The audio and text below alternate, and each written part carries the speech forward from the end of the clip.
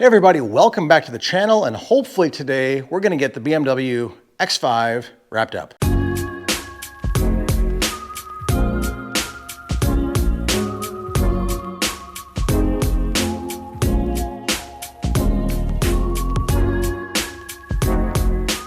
Yep, that's right. Hoping to get everything wrapped up as soon as you hit that subscribe button below, like the video, drop a comment.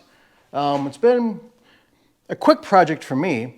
I think waiting on parts has kind of been the biggest pain and time to work on it. So what we're planning to do today is get the front end put back together. Trying to do a little bit of alignment because I'm not sure if it was from the accident or life in general, but while the car drives straight, the steering wheel is cocked about 11 o'clock, and that just annoys me. So I'm trying to see if I can do any adjustments here easily, or if I've got to go and move the steering wheel, which I really don't want to do. But it does need a four-wheel alignment anyways, because of the rear wheel. Driver's side wheel had some bad wear on the inside. So either way, it's got to go in for an alignment, but until I get there, it just annoys me, and I'm picky. So otherwise, what we're going to do is get this other half of the wheel skirt in. The fender gets put on, so I've got to take off the running board down there, that rocker panel, and get to 2 bolts there. Then our bumper goes on, a couple of sensors get plugged in, fog lights get plugged in, windshield or headlight washers get hooked up, and we're done. So we're just gonna get to it. Alrighty, so as long as I've already got the wheel off, let's look at getting this front half of the wheel skirt in, because then that's at least done. Then I can work on pulling, or put the wheel back on, and work on pulling off part of that side rocker panel here, so we can go ahead and get our fender on. Hopefully it is pretty easy. Oh, let's see. Not a OE part due to cost, but this should hopefully fit in here somehow. I've got a nut here to take off, and I think one down here. Oh, and then this slides over the tie rod, so I guess it's good I've got that off anyways. Then I'll be able to start tucking it up in place. I've got a pile of screws that I've taken off of here. Who knows where goes what now, but I think everything is pretty much a bunch of 8 mils for these heads, which, no, that's a 7 mil. You can't see it, but it's tucked right behind the tie rod. I'll tell you, half the fun is just finagling your tool around all these spaces to get the right nuts and bolts out of the space. All right, got this nut to take off, which should be a 10 mil.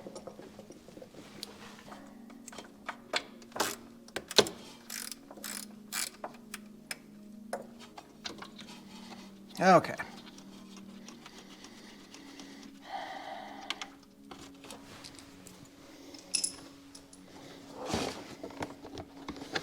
I've got my plugs out here for my fog lights and sensors. Nothing else is out of the way, in the way. I need to go check the other side because I think this tucks up under here in the same hole. And remember, this was broken when I brought the vehicle home, so I didn't really have a reference point. But looking at how the other holes match up here, that looks like what needs to happen.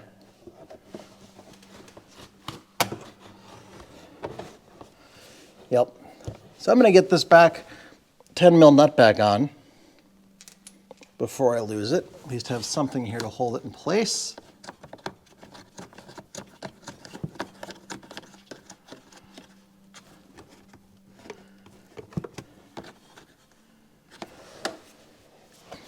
Get this guy off.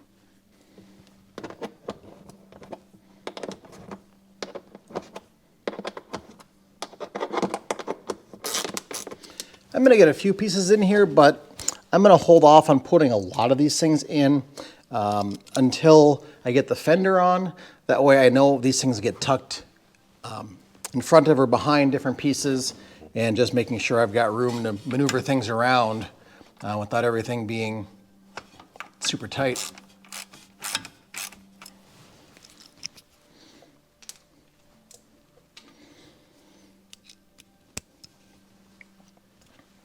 It's amazing, you can see the rust here. It's only been, 2 months that this car has sat.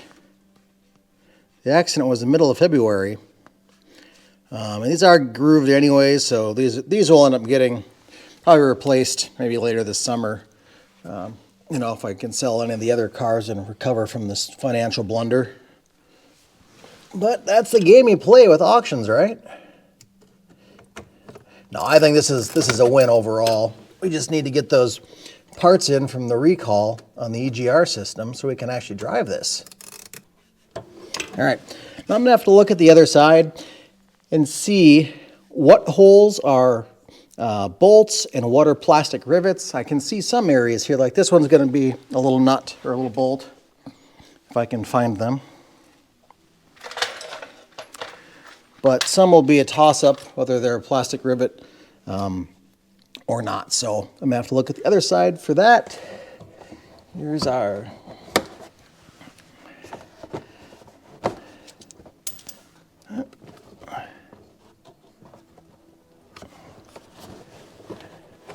see how well this non-factory part fits, I guess. Oh, there we go. If a guy was super picky, I'd go back and clean all these bolts off and repaint them, but it's Minnesota. They're just going to look like this again in a season.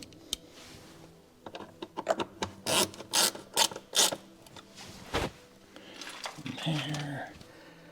Another one. I didn't lose any actual bolts or metal hardware for this, which was kind of nice. At least up here, there's probably a piece or two from trim that broke off that I'm missing, but what do you do? Oh, get my head out of your way. I'm just putting these 8mm bolts in place.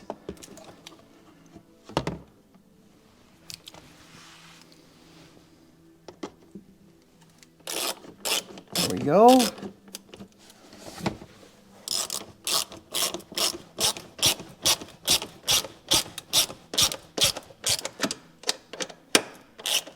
And there we go.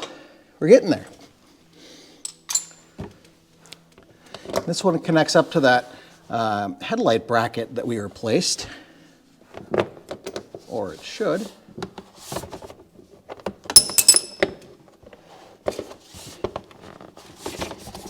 It's just a bit of a snug fit to get everything in the right place.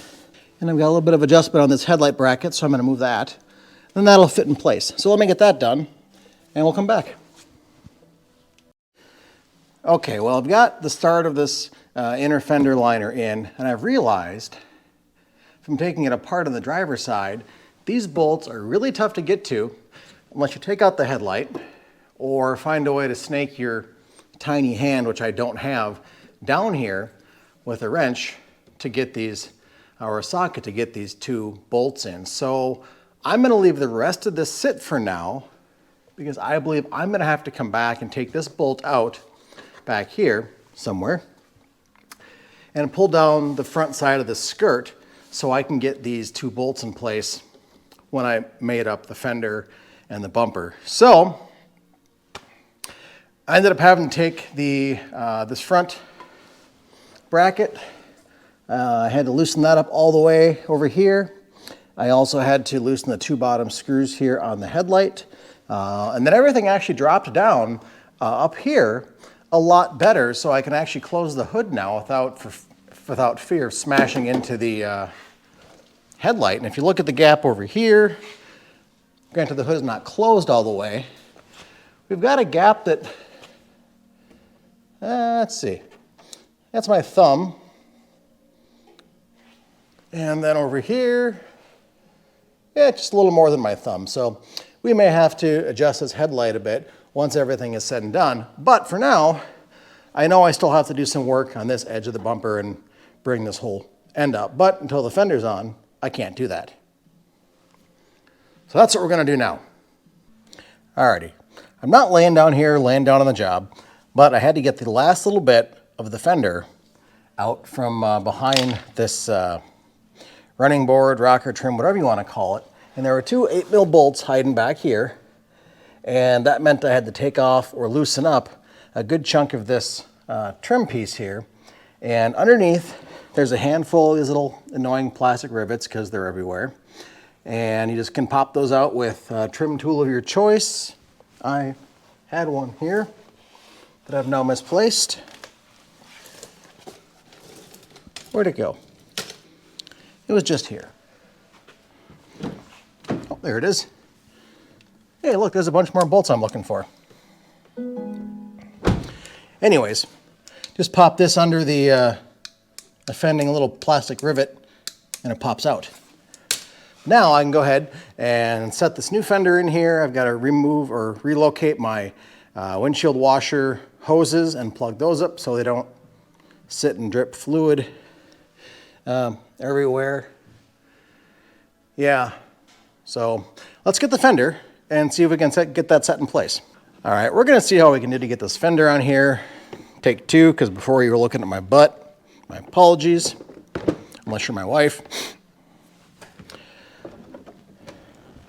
Try to get this snaked in here.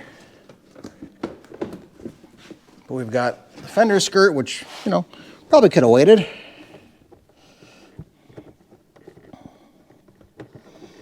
Got some hardware here to take out for that.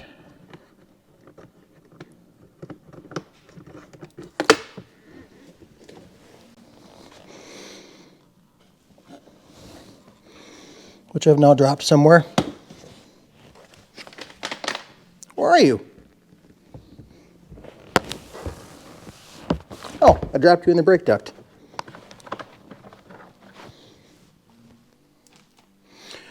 Okay, let's try this again. It shouldn't be this difficult to get a piece of plastic on a car. But apparently for me it is.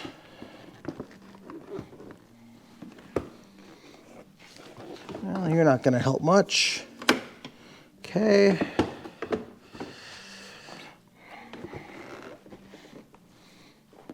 Let me grab a piece of hardware or two here. All right, try this again. Take 4, I think. Okay.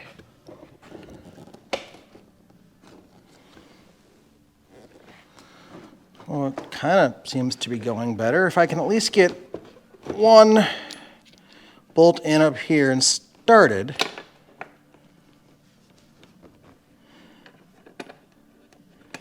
Then I can at least get this set in place and keep working around. And eventually it'll pop right in place, but I've just got to get things lined up where it goes.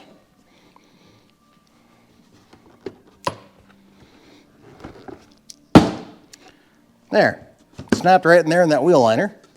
Nice thing is I can match up on the driver's side what hardware goes where. Make sure I'm putting the right parts in the right place. All right, we'll deal with you later, I guess, or now. Okay, that's gonna sit here for right now. Got this top end here to get tucked in place. So I'm gonna work through that because there's stuff back here behind the door and this stuff down here I've got to get finagled around.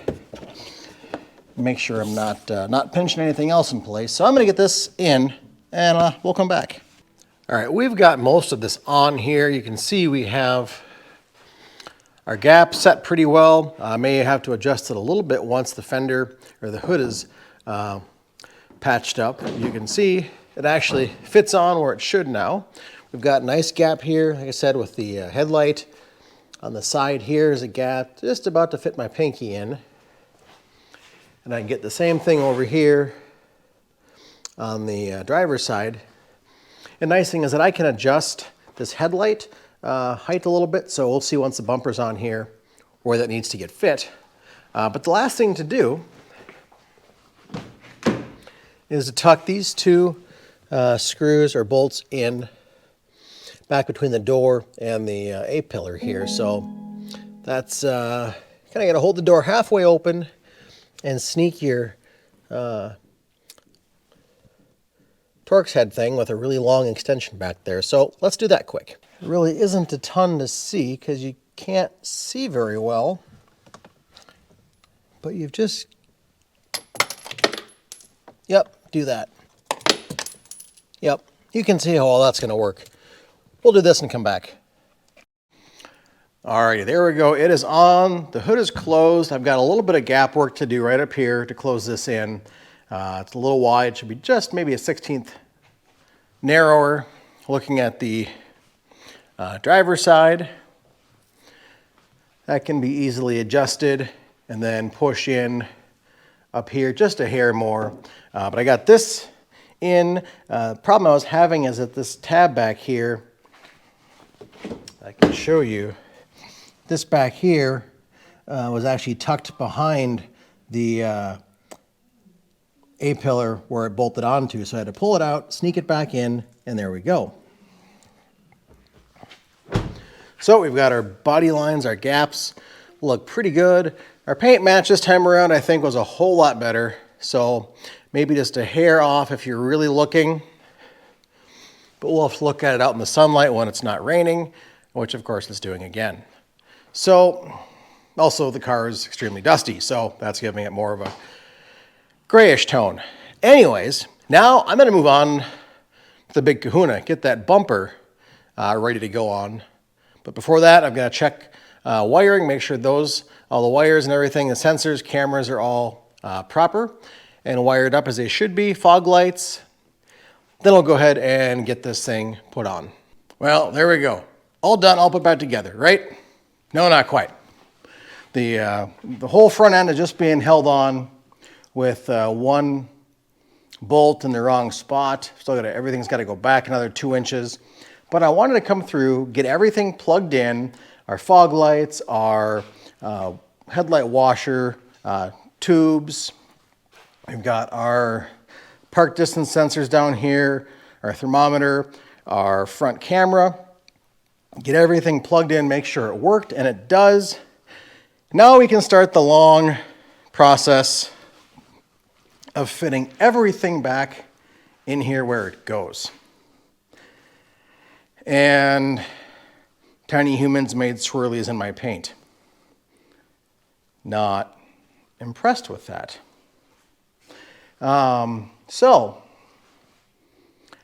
Yep, I did go ahead and replace that foam crash thing behind it.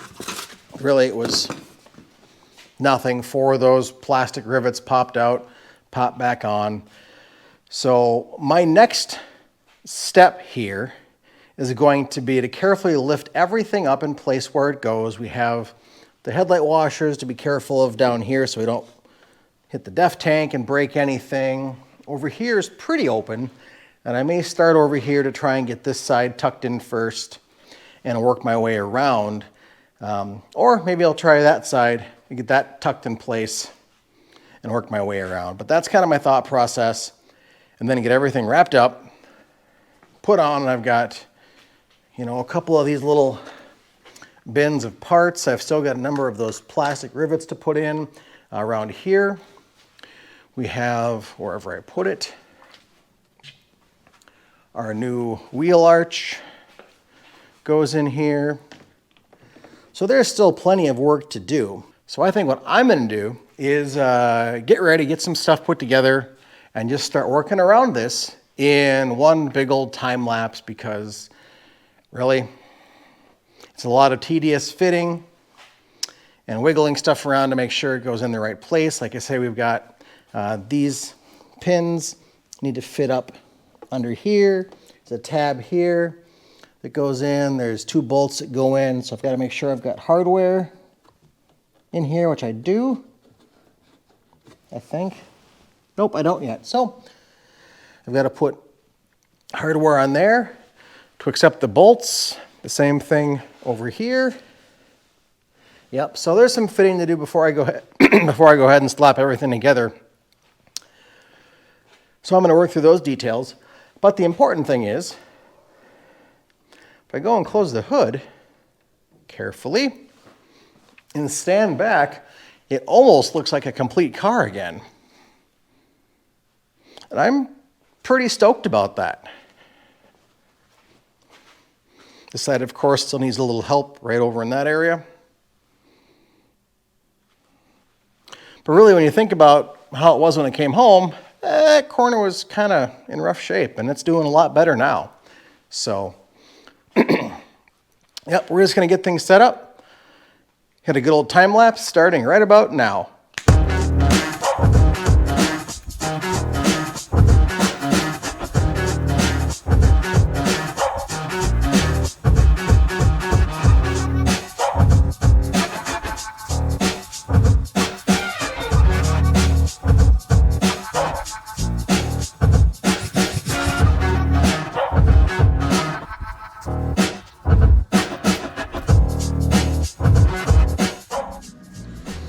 Okay, well, our end goal is we've got to get 2 of these bolts tucked up in here, and that's going to take some fiddling around. So let me get that done over here. We'll move around to the passenger side where it's going to be a little easier to see with that different inner wheel fender. So let's just get that done and move along.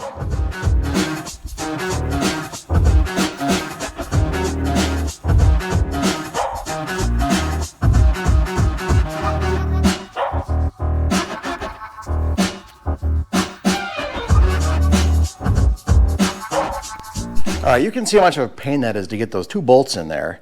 And now I've run into an issue on the passenger side where I also have to adjust the headlight and move that up a little bit. Unfortunately, all my access points are down under here. So I'm going to have to loosen these up a little bit, these top 2, and see if I can't get underneath. Luckily, I still have this hole in my chin skirt, but I have the def tank here. So I don't really have a good way to get in and loosen these up, and I sure as heck don't want to take everything off again. So that is going to be my challenge, because you can see I've got just a little bit of a gap right under here, so nothing's rubbing, nothing's hitting. That's what I'm looking for.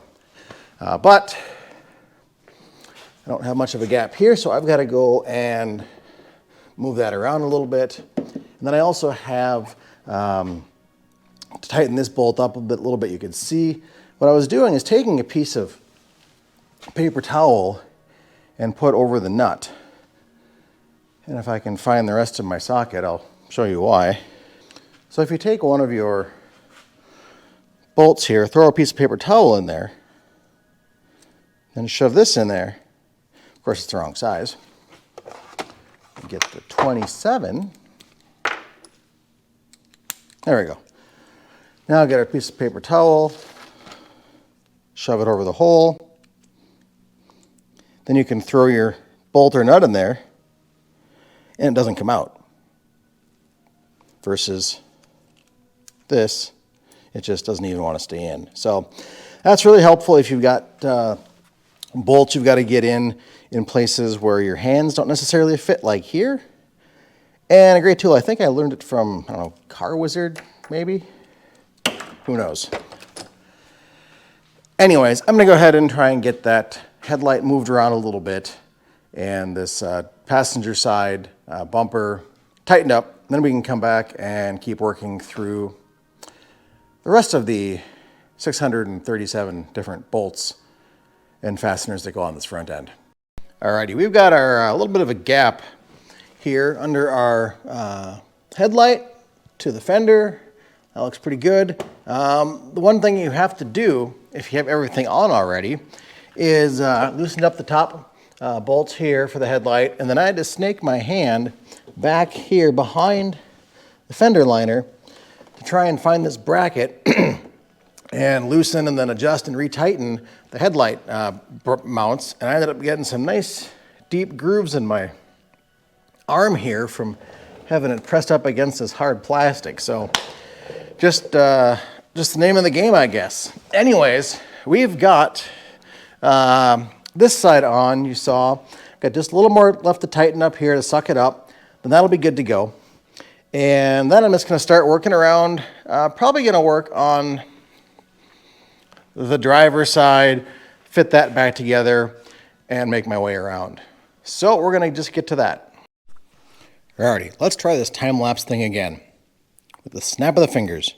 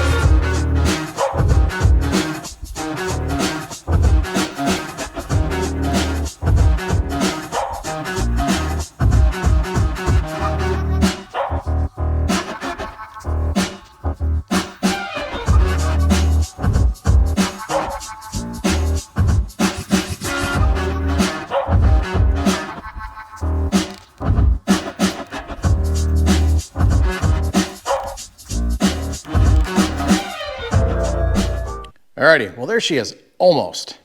We've still got, of course, the hood to mess with. What I didn't show you was underneath here, we have a bunch of little bolts, those 8mm bolts on the belly pan and the front chin skirt.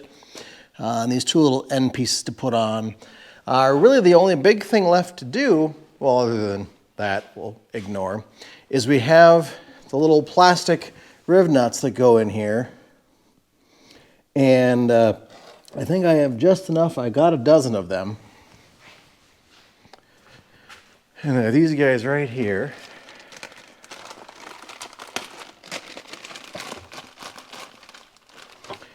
And pretty much they go into the hole, you pull them back, this part here squeezes, and at the end of the day, it looks like this with the plastic rivet in there to hold it tight.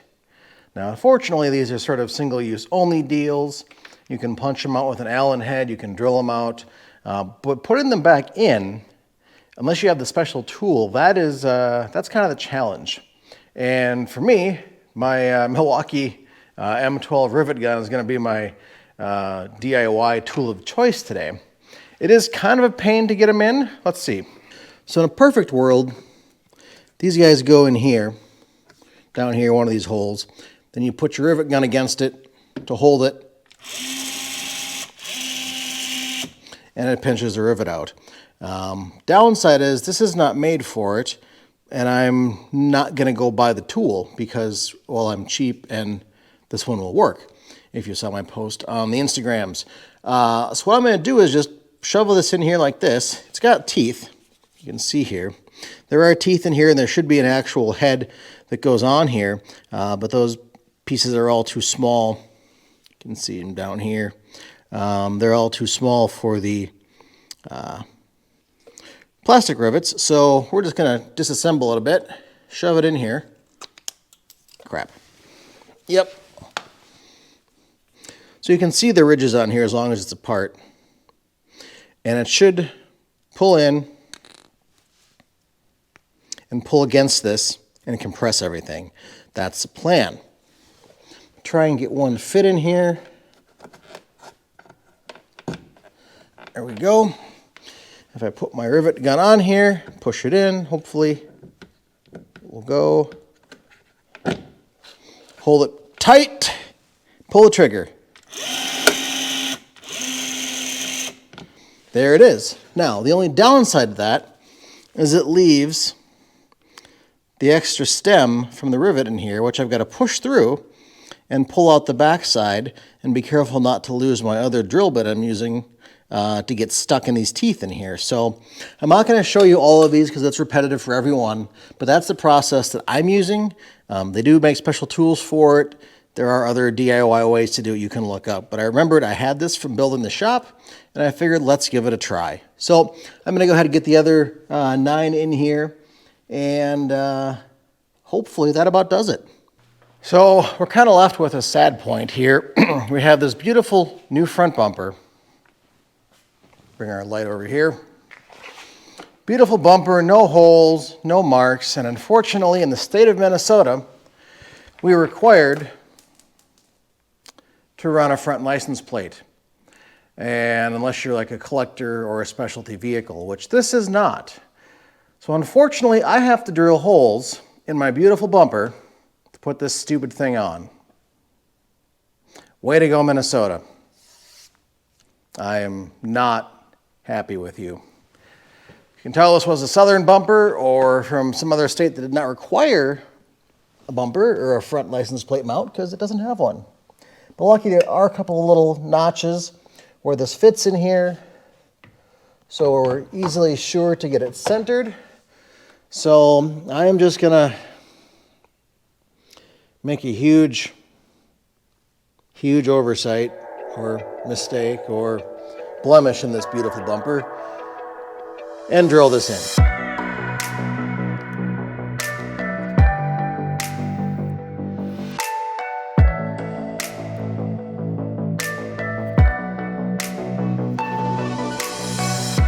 Here we go.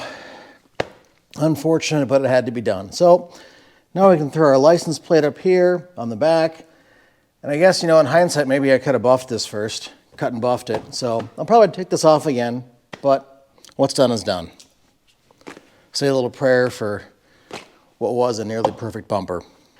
Anyways, you can see we're back together, short of a few things. Let me close my hood here. You see, I got everything else taken care of up in front here, even all these little plastic rivets we kept and didn't lose. I do have the air filter to replace. That's got to be done yet. And, it looks pretty good. I think the fitment of this OEM part is pretty good. Maybe the OE part from BMW would have been a little better, but again, at the cost difference, especially for a vehicle carrying a rebuilt title, I don't see that cost was justified. The headlights are in here. Kidney grills, those survived. Everything else looks pretty clean. And up here, we've got just waiting for the DEF or the EGR stuff for the recall to be back. Our bumper closes. Now we can see where I've got a little finessing with this bumper to do. This area can push down just a hair. This area needs to be brought up a little bit, and that ear, that tab turned back down. So I'll work on that off camera because really that's just going to be a lot of hammering and swearing. Hammering and saying wonderful words of encouragement. Little rock chip here, I guess. Be expected. Otherwise, overall, I think it turned out really well. And now we just have to wait for that recall before we can go out and drive it. So we've got the recall issue. We've got to get it aligned. And those are the two drivability issues. I have the plugs or covers for the climate control in the back of the vehicle. Those I'm waiting on, and there's one more thing. Thought there was four things. Maybe there's only three. Even better. So that's going to wrap this one up. I'll post something out on Instagram and Facebook when we get this thing all done and it's driving, maybe a quick little test drive sample, whatever. But for now, she's going to go back down to the shop until we can drive it without worrying about it catch on fire. So it wasn't a bad deal. These front end reconstructions, they're not really challenging unless the frame rails are bent, and I'm trying to stay away from that anyways. It's just the piddly parts that kind of nickel and dime you all together. I think being able to use eBay Motors for a lot of the parts was great. A couple other things came from other online sources, and some of the little things like the plastic riv nuts and some of the hardware I just picked up locally at the dealer because it's actually cheaper than trying to deal with 2 or 3 bolts and then shipping for those. So anyways, hope you've liked this series. We've got a wide variety of stuff Old cars, new cars, tractors. Yep. Maybe a golf cart rehab coming your way, who knows. Anyways, thanks for watching this series. Like the video, subscribe to the channel if you haven't already. That helps us be able to get generate revenue and make more videos with that revenue. So until the next video, thanks for watching, and we'll see you real soon. Bye-bye.